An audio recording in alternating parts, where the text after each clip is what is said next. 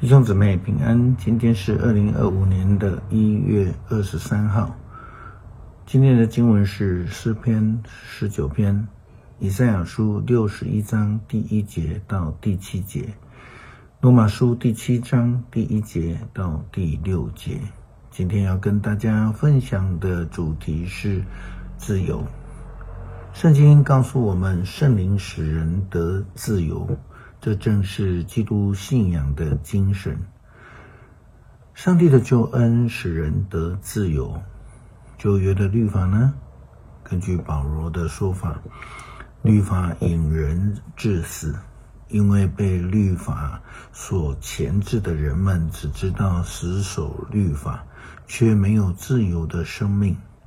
事实上，摩西的律法是一种生命，而不是一种钳制，是帮助人要活出诫命的律法的生命，借以领受圣灵的生命。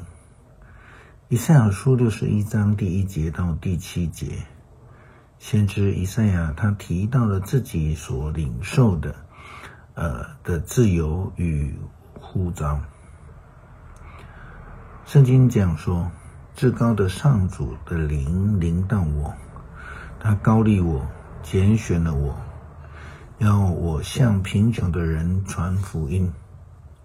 他差遣我医治伤心的人，要我宣告被掳的得释放，被囚的得自由。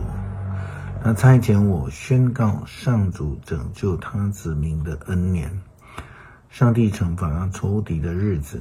他差遣我去安慰悲伤的人，他使西安悲伤的人以华冠代替灰尘，以喜乐代替忧伤，以颂赞代替哀歌。他们要像上主亲手种植的树，他们要秉行公义。上主要因自己的作为受赞美。他们要重修古时候的废址，新建往日的荒场。他们要建造倒塌已久的城邑。